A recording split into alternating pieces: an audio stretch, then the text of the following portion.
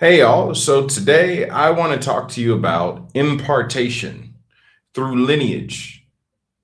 Did you know that the stream that you're in actually dictates what areas of supernatural activity you will find common or might even stray away from you? I want to speak to the importance of not just spiritual mentorship, but spiritual parenting and the lineage that you're in. So when I talk about lineage, think of it in similar case of when we're talking about our biological genetic memory, that because of who you are and where you came from and the long line of other people before it got to you, there's stuff that you can do, things that come naturally to you, right? The things that are in your lineage affect your nature, the things that are natural, your baseline, which means without you having to work for it, without you having to fight for it, there's things that just come to you and flow through you, whether that's positive or negative. Some of us inherited negative traits. We have anger issues, we have addictions. Some people have craftsmanship, they have trades in their genetics, just because everyone in their lineage that led up to them left a code in what we call epigenetics. So when we start to deal with spiritual understandings, spiritual lineage, it's a similar principle that you actually should take it more serious who you sit under and who you receive from. Because that's one of the easiest ways to get contaminated. What I mean by that is, in the zeal of going after the spirit, oftentimes we find ourselves accepting anything from anybody just because something is better than nothing. I want you to honor yourself more enough to not do that anymore. You learn how to eat from the places that God sent you to dine at. You learn how to drink from the wells that the Spirit led you to, not just the ones that caught your eye. So don't let good marketing cause you to eat food that has some poison in it. Many people are ingesting spiritual McDonald's. Great marketing. It's everywhere. It's accessible, but it's not that good for you. Spiritual fast food, especially in this day and age where the internet is this accessible and all these spiritual teachers and topics are here, verified, unverified, recognized, not recognized, information's just here. It's easy to just be consuming and consuming and consuming because it's easy. But I want you to honor yourself enough to pay attention to what you're receiving and from who. Right. So speaking again about this spiritual lineage, okay, to talk about spiritual lineage, I need to talk about spiritual parentage. See, for many of you, I'm just a mentor, or I might just be some guy on the internet. That's fine. We're not enemies over that. That just means that as your mentor, as your teacher, as just this guy on the internet, I'm just the guy that you're learning from. I resonate enough for you to learn. That's all that means. That doesn't mean that we're called to work together. That doesn't mean that I'm called to really pour into you on a heavy level. It just means that for whatever duration of time, this is a table that you're eating at. For others, I'm actually more of your spiritual covering and your spiritual parent, your spiritual father. And the difference between the two is that a mentor is just your teacher. They're showing you how to do something. Your parent actually is giving you codes that change you. It's genetics, meaning that when you, if you're actually called to that, because again, this isn't an invitation. I'm not trying to get more spiritual kids. No, far too important. And I really have no control over if you're called to me or not. In fact, I'll tell you, it's a red flag for a teacher that's always trying to bring people under them. That's a red flag. So what I want to talk about is a spiritual parent, a spiritual father, a spiritual mother. When you're actually in their stream, you're not just learning from them. See, the thing is, a spiritual parent might not teach you a thing, but you carry their records through you. You might not have a direct relationship with them, yet their presence in you is still evident. It's codings. And here's the other thing. It's not just what they carry that becomes accessible. There's an umbrella. When you're dealing with spiritual people, there's an umbrella where as long as you're under them, there's a grace for the things that they walk in, for you to walk in them even quicker. There's an acceleration, there's a grace over it. However, when you're dealing with a spiritual person and you're tapping into that stream, you're benefiting from that stream, you're not just receiving from the individual, you're receiving from everyone through that individual that made that person who they are. So you actually become a partaker of several layers of impartation. Right? So let's talk about it like this. We have Elijah, who pours into several prophets. He was a mentor to more than just Elijah, but then we go from Elijah to Elisha, and then from Elisha to Gehazi. Yeah. That's a lineage. That means even though Gehazi had no relationship with Elijah, he still benefits from the lineage he's in, just because of the spirit he sat under. Right. Yeshua actually was connected to several lineages, which is why his forefathers appeared via the cloud of witnesses during the Mount of Transfiguration, or the Transfiguration on the mountain. Moses and Elijah show up. That's speaking to the streams that he's in. Now, on a baseline, he's just in the lineage of Moses. He didn't actually receive the impartation or the infusion of the lineage of Elijah until he was baptized by John the Baptist, who is Elijah, by the way. Those two lineages come from a place. They come from Abraham. I'm just giving you a brief story. I'm not trying to go too deep on this, but it comes from Abraham. So everyone following Abraham is receiving a portion of Abraham. And depending on what lineage a person ended up in, they receive the graces of everyone from Abraham through that stream. This is why they specify Abraham, Isaac, and Jacob. They aren't the only ones that exist, but they're specifying a stream, saying that this is where I draw power, this is where I draw dominion, this is where I draw my mastery. You're getting the point. So when the leader, the spiritual covering that you sit under, or as I would say, the shadow that you abide under, is the grace that you partake in. There's a power in being overshadowed for a period. You get to grow in their shade, meaning without you having to do much work, just by the association alone, the imprinting, you get to benefit from that leader's graces. There's people in Cave of Mystery I don't have a close relationship with yet that are already starting to have the same types of experiences that I talk about having, just because it's actually real. That's another red flag. If you have a leader who walks in a bunch of stuff and most people under them who've been with them for a long time don't walk in any of it, that's a red flag. They're faking it. So when discussing this lineage thing, right, I'll tell y'all a little bit about my life. I've told my story about where I learned from, when I did learn, some of my associations, and understand my intention of talking about this isn't to name drop, but I'm going to do some of that just for story's sake. That I can be honest and say that there's certain impartations, certain charges, certain activations that I received that helped to push me forward.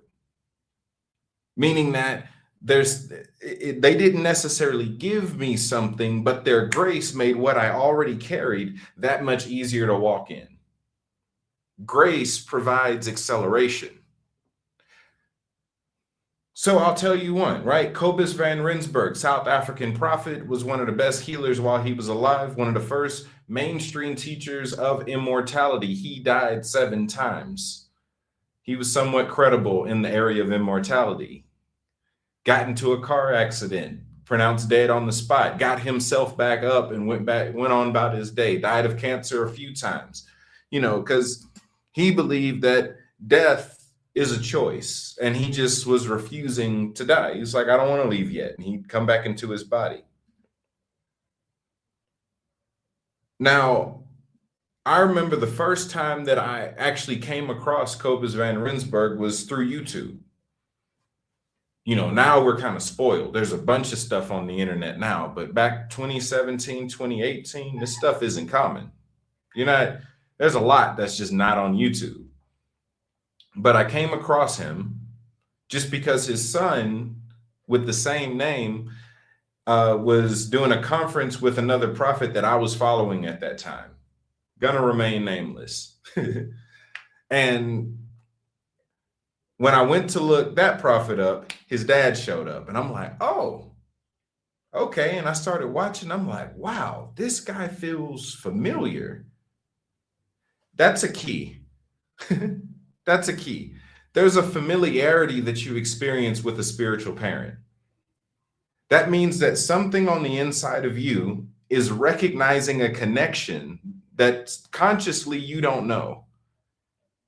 But the spiritual graces on the inside of you are reacting to something in them that says, this is where we need to be. This is where I need to eat. Driving while hungry. Have you ever been hungry, looking for food, and you're passing up food because that's not the food that you're craving? It's like, yeah, there's stuff available, but that's not what's going to satisfy me. That's what it's like to find a spiritual father or a spiritual mother. It's someone that has the ability to satisfy the craving of your spirit, not coddle the intense hunger of your soul, because sometimes it's just fanaticism. So let me keep going what I'm talking about. So I start listening to Kobus Van Rensburg, and a lot of what he's teaching is the stuff that Yeshua and Holy Spirit had taught me. And I'm like, wow, this is like an older white version of myself. I like this guy. The way that we pray for people, similar. The way that we demonstrate power, similar. He liked to teach using a chalkboard. I like to teach using a dry erase board. I'm like, very similar. Our mannerisms are similar. Our behavior, the way that we teach, some of the revelation that we're getting, very similar. Nice. So I remember feeling like an activation within me just from watching him on YouTube. That those same graces that I was already walking in got sharper. So my dimensions of the prophetic got better. The quality of healings I was doing got better. I started doing dead raisings. All types of things got better just through that. All I was doing was watching YouTube videos and going, wow, this guy's similar to me. That's it. I didn't have a direct relationship with him in the natural because he was dead long before I knew who he was. Let's keep this going. So one day I'm in my room, and by this point I'm living a spiritual life, meaning that I'm used to spiritual stuff happening all the time. I'm not necessarily doing something out of the ordinary, and Kobus Van Rensburg appears in my room. And he did something to catch my attention, that as every time I moved, he would mirror my movements. I'm like, okay, what's up? He said, there's a meeting in Kuntz I want you to go to. And I'm like, what meeting in Kuntz? Well, there's this prophet that I did not know at the time who was doing a meeting in Kuntz, which was a few cities over from where I lived. And I'm like, okay, I'll go. Any reason? He's like, you'll see when you get there. And then he disappears. So I'm like, I don't really like going to Koontz. That's a little dangerous area for someone of my complexion. They still kind of segregated over there. But I'm like, all right, I'm gonna go. So the name of the guy was Prophet By Lineage.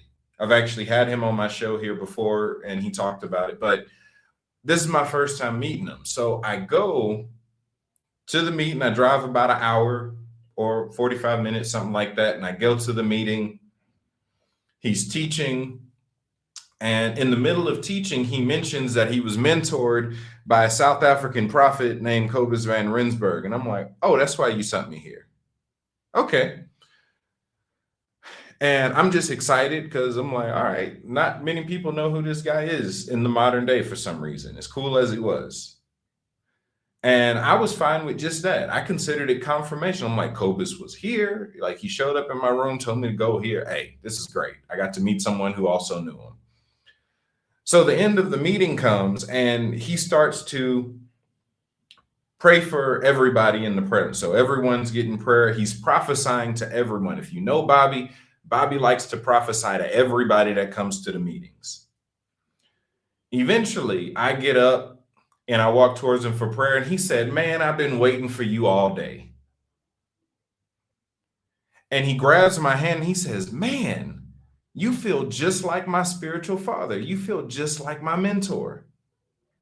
And then he prays over me. And one of the things that he says, he prayed that I receive the same impartation that he received.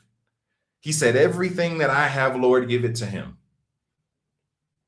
Connect him to the stream that I'm in. That in its own way was an officiation service for me actually being in that lineage, not just a fan. The actual saint appeared from the cloud of witnesses and sent me to someone in the natural who confirmed the connection. Yeah, it's much deeper than just being a fan. So there's been plenty of situations like that. My mentor, Apostle Napoleon Williams, very unknown, very powerful. Most of the top American charismatic Pentecostal evangelical leaders knew who he was, but he preferred to stay under the radar. He didn't actually desire a spotlight. Moved in some powerful miracles. I didn't find out a lot of the stuff he was doing until after he passed away. But he mentored me for about 2 years, and his style of mentorship was different. He didn't really teach me anything, right? What he did was host a space for him to see my character and for me to see his. So he would have me pick him up almost every day, and I would drive him around and do errands. And I'm like, hey, I know when I'm around somebody powerful, there's a benefit of just being close. So I was fine with that. He was also paying me to take him places too. I was like, I get money and I get subtle impartation. This is a good deal. So I'm riding with him every day and we're just having conversations. I try to pick his brain. He stopped me. He like, no, don't ask me that. Like he just wouldn't answer my questions. He would pick my brain instead. He'd ask me about stuff.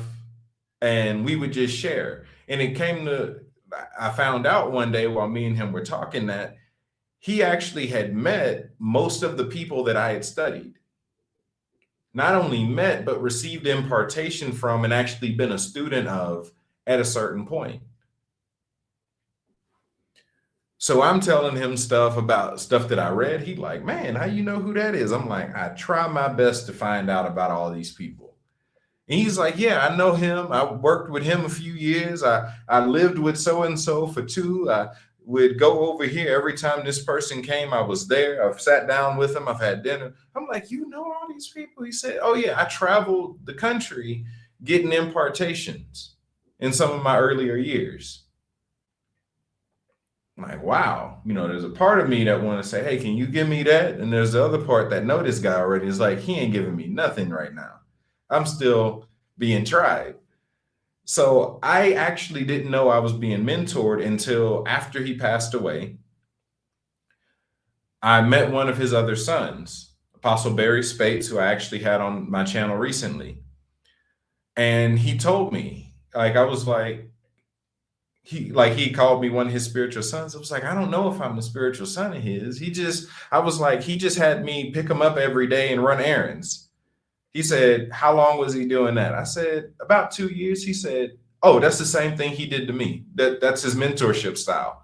I was like, wait, he was mentoring me? He was like, absolutely. He does that to see who you are and give you a chance to see who he is. And the whole time, he usually asks you questions and doesn't let you ask him. I'm like, yeah, you're right. He's like, that's the way he teaches. That's his style. The whole time he's pulling on you, he's actually imparting. So you were getting impartation without knowing. I'm like, wow. Another thing that happened, I want to say it was the night of his funeral. I remember the day he died. It was rough. They had texted me that morning. His wife had texted me that morning and told me that he passed away. We ended up raising him from the dead like 2 or 3 times, and he kept going back. We couldn't keep him. It was the thing. He died. We raised him from the dead. He died. We raised him from the dead. He died. We raised him from the dead. That happened, right? So his wife messaged me and told me, I remember outside, it felt like an energetic nuke went off in the city. Like the whole city was charged with energy. And I'm like, man, he had that much power riding in my car that when he left, the city felt it. So I just want to say that. I want to say it was the night of the funeral. I actually had 2 dreams. So one dream was before the funeral, shortly after I found out he had passed, and we had gave up on raising him from the dead again because we kept bringing him back, and he died. Bring him back, he died. I had one dream where he pulled up at the house that I was staying in. He pulled up in his truck, got out the car, and walked in my house, and then the dream ended. I'm like, okay. Then I want to say it was the night after his funeral. I had another dream where in this dream, I woke up and he appeared above me through some clouds, and he took the mantle off his shoulder and threw it at me. And it was like this spiraling vortex of fire. It slammed me in the chest and woke me up.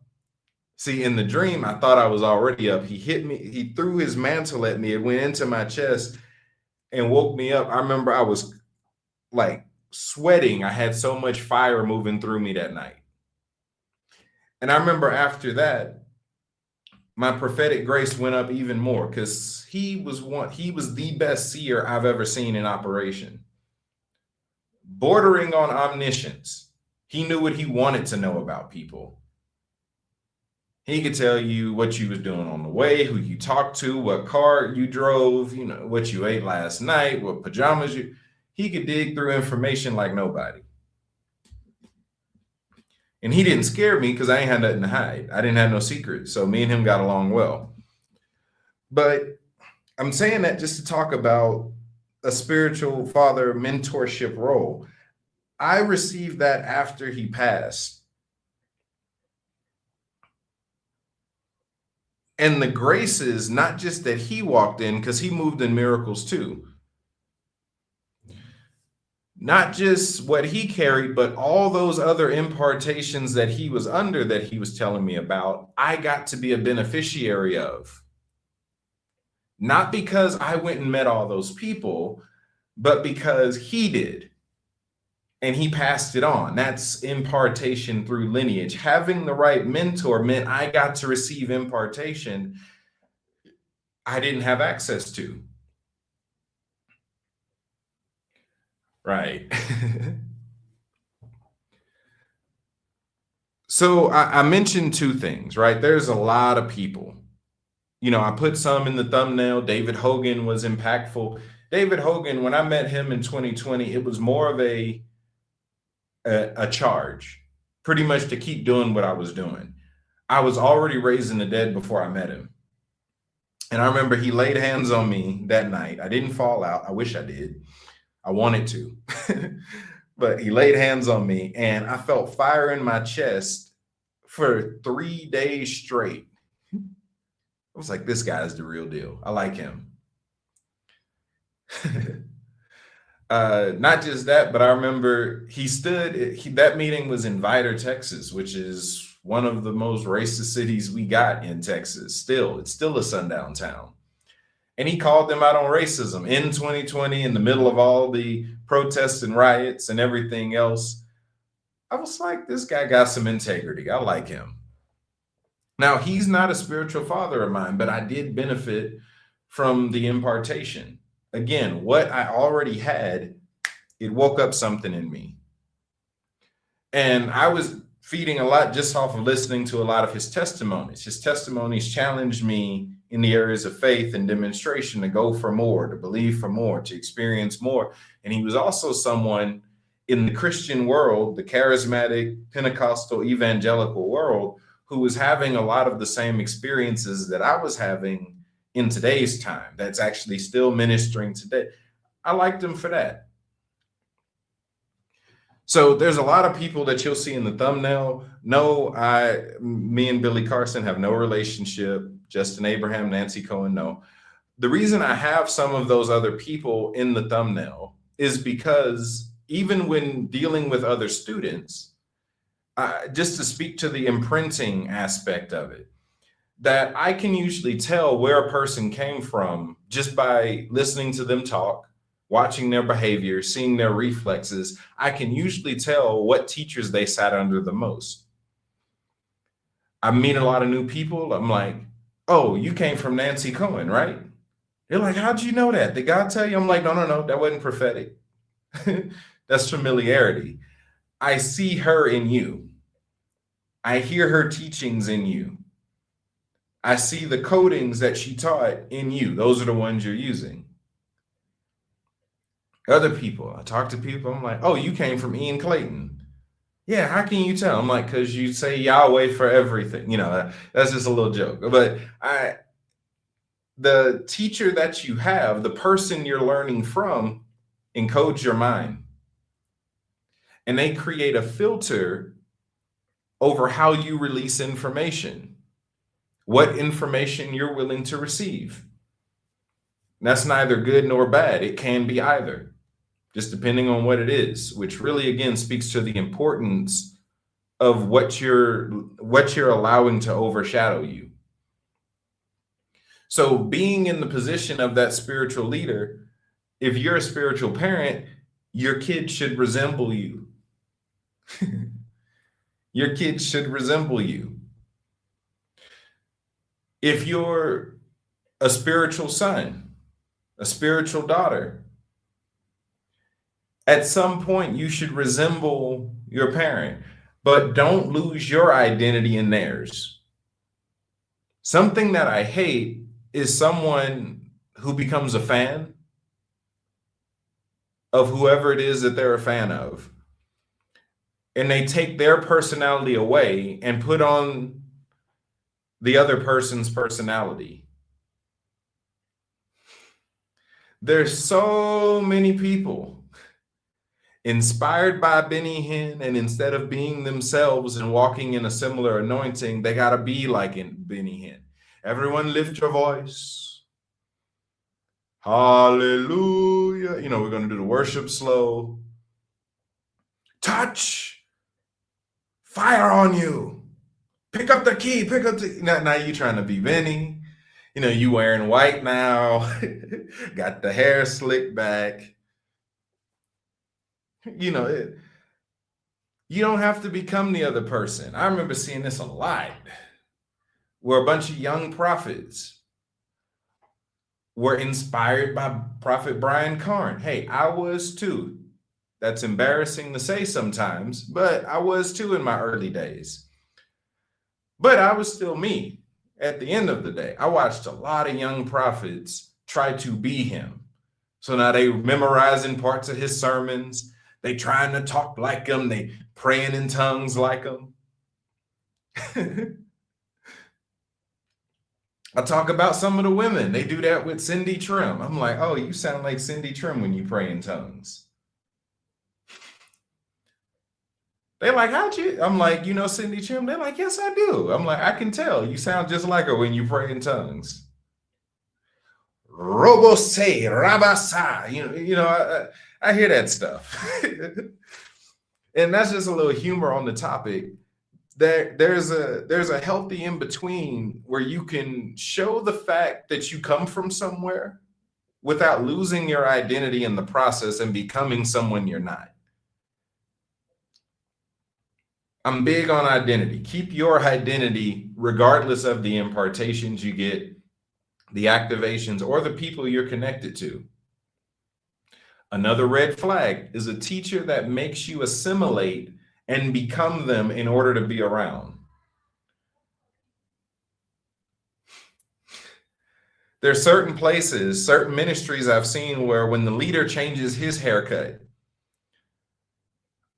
all the leaders on the staff will get the same haircut. When he want locks, now all the men in his ministry got locks. When he cut his hair, all of them cut their hair. Red flag. You start to border on idolatry. Understand we're just models, not idols, and that you're supposed to learn from us, benefit from us, but don't embody us. Still be you. Now, this is a principle, this inheritance by lineage, this impartation through association, this overshadowing impartation and activation. I received an impartation. It was late 2019. It was 2019. I was in my room, and I want to say it was a week before a conference I was working at. I was in my room because I'm finna talk to y'all about the cloud of witnesses. I was in my room, and all of a sudden, Bob Jones and Paul Kane appeared out of my wall, put their hand into my back and gave me an impartation, and then went back through the portal. And I was like, that is the first time I've ever had someone, like a spirit, take their hand, put it through my back in order to do an impartation. I'm like, almost like Assassin's Creed, right? Did I just get stabbed? Okay. So in that, I did feel an authentic impartation from it. It wasn't a demon, it wasn't an angel pretending, but I don't be knowing people. I'm in the loop, but not in the loop. At the conference I'm working at is Prophet Hakeem Collins. And he's kind of like the headliner for the event. Like he's the big star that they're having minister at the event. I don't mean to call him a star, but y'all know what I mean. And I was around him so much. Like me and him are somewhat close. Me and him know each other even today. I talked to him that day. This is the first time I actually met him. And I was like, hey, you said you knew Bob Jones. And he said, yeah, actually, that was my spiritual father. That's who mentored me and poured into me over the last several years. I'm like, oh, okay, I didn't know that. I was like, so I had an encounter like yesterday. It was around that same time. It was like the day before or a few days before. It was really close to when I met him. I said, so I told him the experience I had, and he's like, okay, that means you're meant to walk in a similar measure. I'm like, okay, back in my mind, I'm like, well, what I know about Bob Jones is that he was traveling into the heavens all the time. And I'm like, I do that already.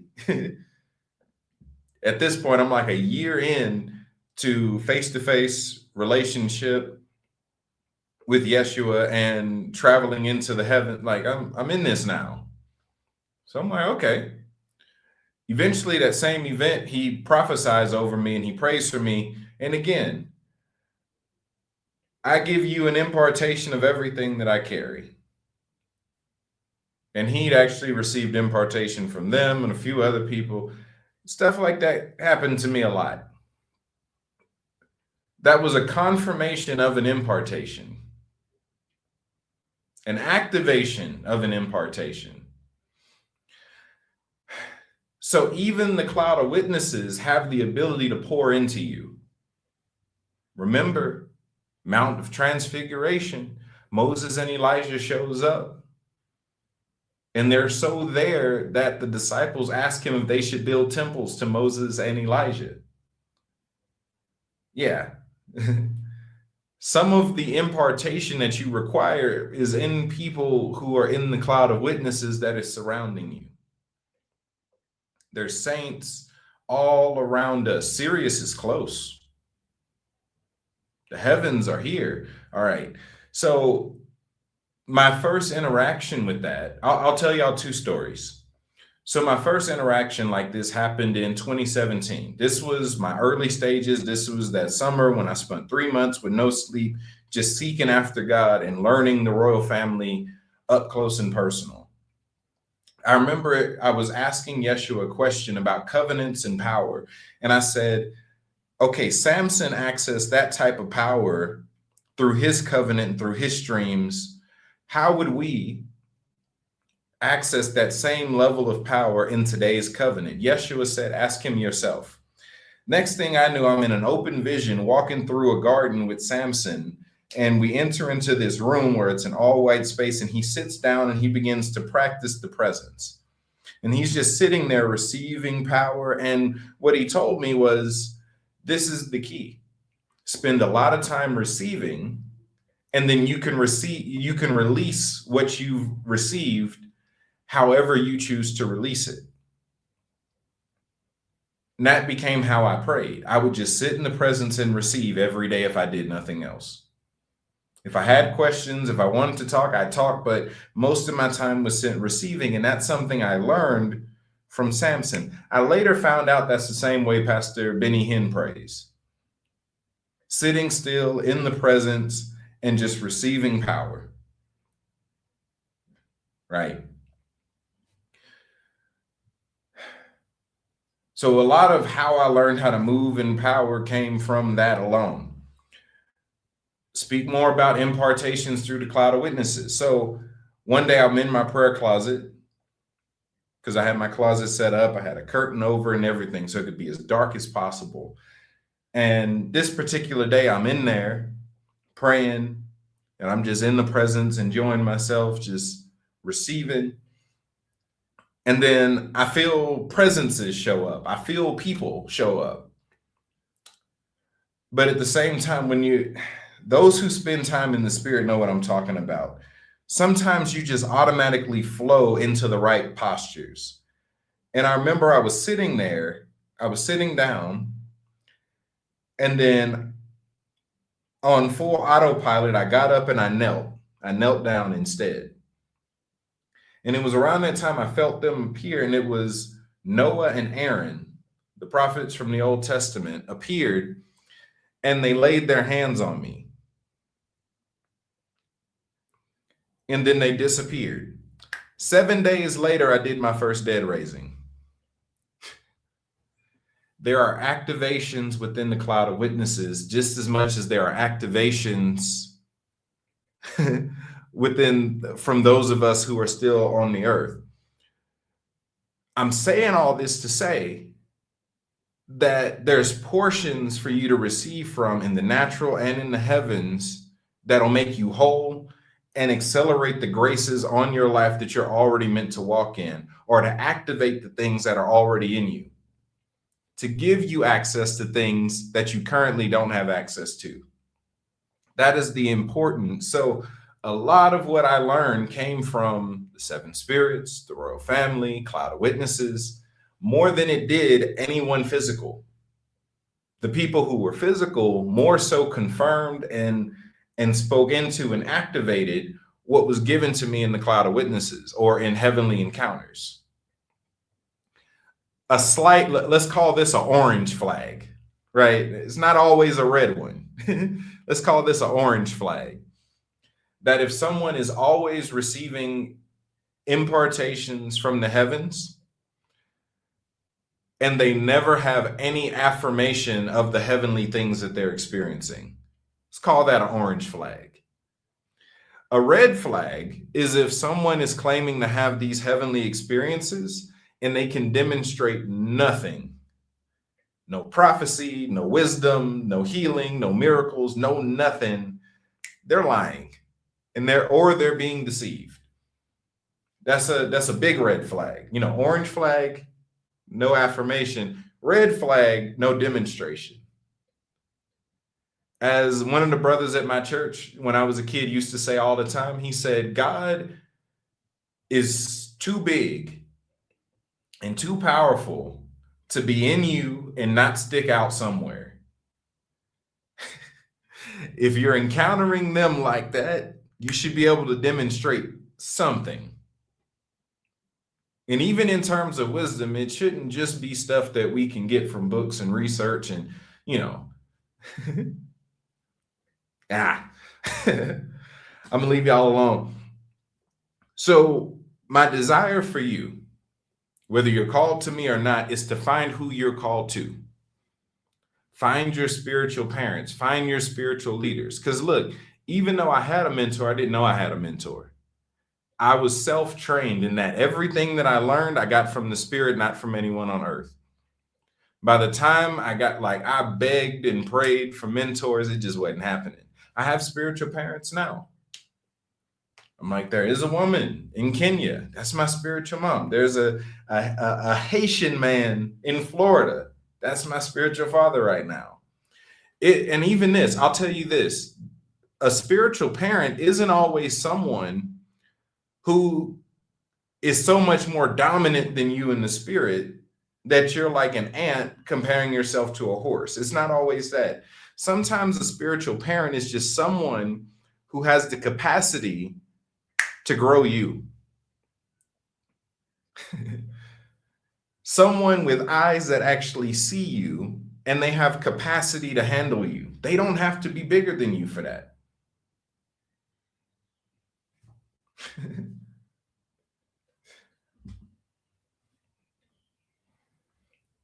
Which means for those of us who find ourselves in that spiritual parent archetype, that role, we can't let pride get in the way should someone move in something greater than us.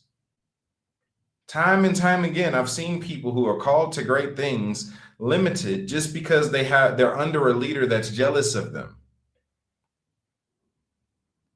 They're moving in faith, they're healing the sick. Their leader is like, oh no, you don't need to be doing that. Focus on this instead. Not because that's what the Spirit is leading, but because they're starting to feel inadequate. It's triggering an insecurity. That happens. Red flag, being under a leader that's jealous of you.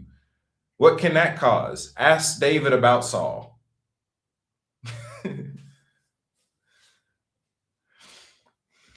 All right, y'all. So that's what I want. That's pretty much what I wanted to talk about.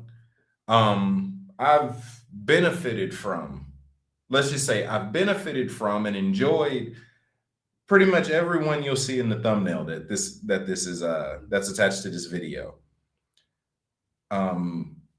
Yeah. Like even when it comes to someone like Bobby Hemmitt, who scares my Christians, but my spiritual people love him. It's an authentic prophet. I'm pretty much doing the same thing he was doing. The only difference is that I'm a seer and Bobby wasn't, which means that my angles and my stances and how I got there is very different. Even my agenda at the end of the day is a little bit different.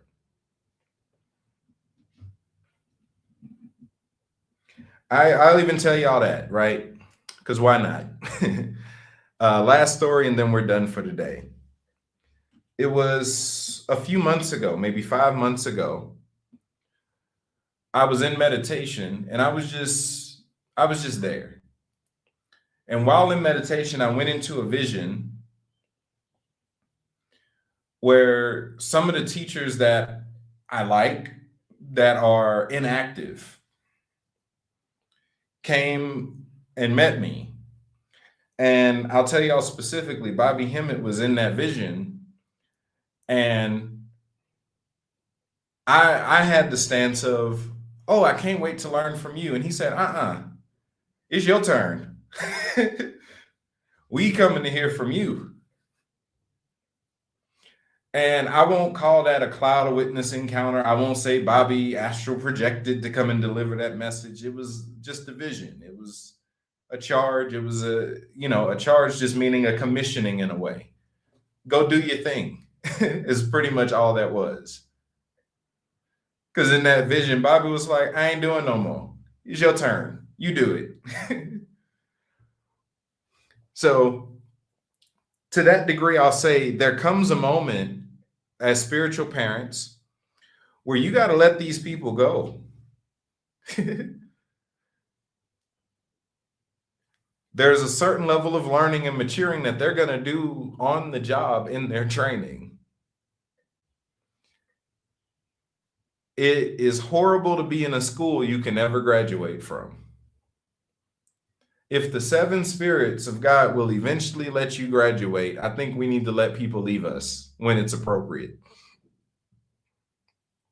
I experienced that. There were people that I've been around that nobody's ever ready.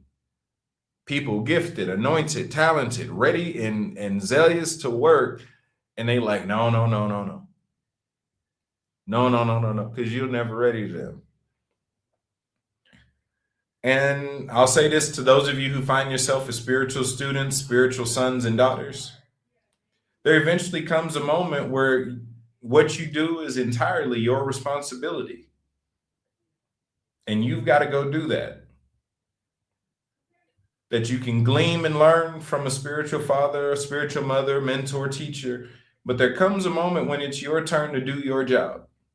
And I think that was the bigger thing about the Bobby Hemmitt experience. It's your turn to do what you got to do.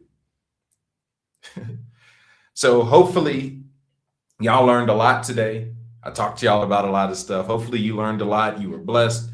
If you want to connect with me, everything can be found on my website, caveofmystery.org. My book, Fullness Guide to Sonship and Mysticism, and all my other books can be found on Amazon, ebooks on the website, courses, classes, events. All the information is on the website. Dunamis Day is one day of demonstration for those of you who want to encounter the supernatural in person. You need healing, you need deliverance, you need breakthrough, you need impartation, activation. Dunamis Day is the day for you. So if you're able to make it to Houston in April, I'd love to. But in the meantime, everything is on the website. You'll find everything there on the homepage. Until next time, y'all be blessed. Later.